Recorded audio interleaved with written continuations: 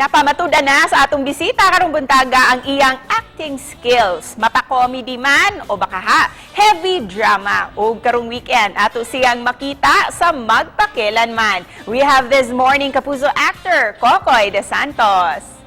Mayong buntag, maupay nga aga, Kokoy, at welcome back dito sa GMA Regional TV Live. Kumusta na so far? Mayong buntag po, mayong buntag, maupay nga aga. Thank you for having me po. Of course. It's our pleasure to have you with us this morning. And of course, Kokoy, gusto naming malaman, so far, kumusta naman yung kapuso journey mo? Lalong-lalo na this year, 2022. Sobrang grateful and masasabi ko nga po na #blessed ako sa lahat po ng mga nangyayari sa akin, sa career, sa buhay ko ngayon. At yun, sobrang thankful po ako sa lahat ng mga taong nandiyan at nagtitiwala sa akin palagi.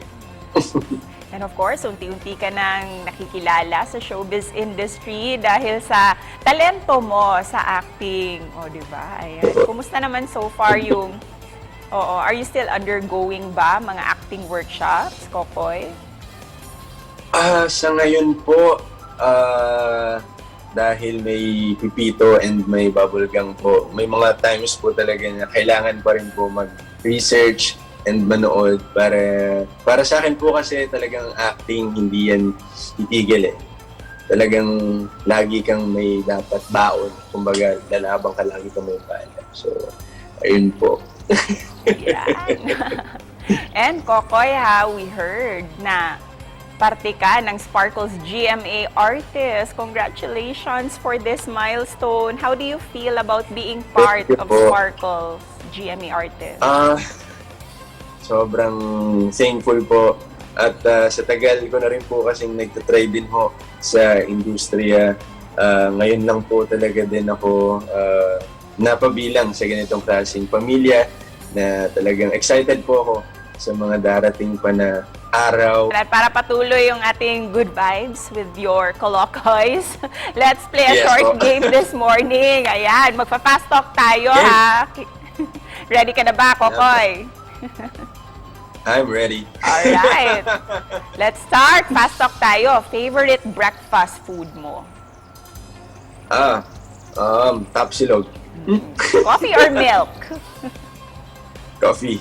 First thing you do in the morning? Magkape.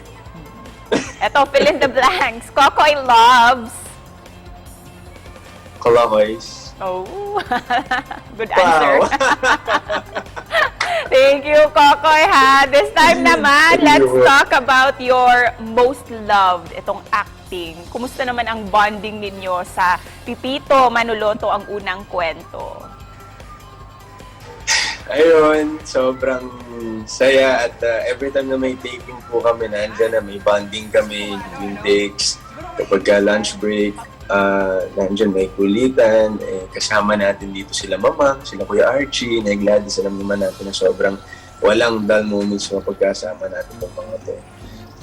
Ayun, sobrang thankful ako, naging parte din ako nitong Pipito Manaloto. And Kokoy, nakita talaga namin itong naging transition mo sa acting from comedy, from Pipito Manaloto ang unang kwento, and then here comes drama naman for Magpakilanman.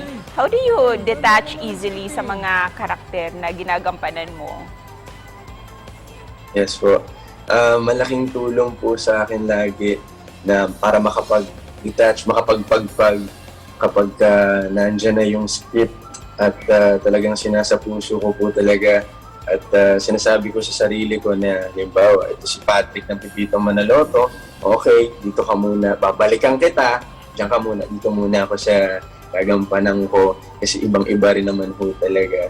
At dahil sa galing mo sa acting, Kokoy, you were even praised sa performance mo sa Magpakilanman ni Direk Neil Del Rosario. He said you really have a potential sa acting. Kaya ano yung masasabi mo tungkol dito?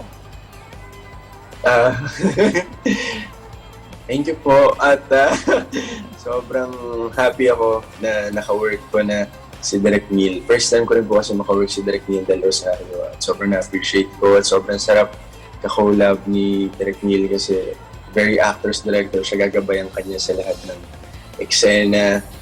At ayun, thankful ako. At sana soon ulit ka-work ulit. Oo naman, masusundan talaga yan. And we can't wait to watch your episode this weekend. Kaya naman, kindly invite everyone, lalong-lalo na ating mga kapusong Bisaya na panoorin yung Magpakailanman episode mo this Saturday. Yes po, mga kapuso, ngayong Sabado na po, March 5, Magpakailanman, makakasama po natin dyan si Miss Nuki Serna, Sir William Lorenzo, Mark Topacio, and Christopher Martin. Directed by Direk Neil Del Rosario. And lastly, Kokoy, ano naman yung mensahe mo para sa mga fans mo dito sa Central and Eastern Visayas? Sa lahat po ng mga sumusuporta sa akin, dyan sa Eastern Visayas, sa lahat po ng mga Bisaya po, ng mga Kolokoys, maraming salamat po at sana ho kapag okay na ang lahat at talagang pwede na akong makapunta dyan, sana ho mamit ko kayo in person at love you all po. Thank you. And we love you also, Kokoy. Congrats sa iyo. Dagang salamat. Dagang salamat po. Thank you. Thank you.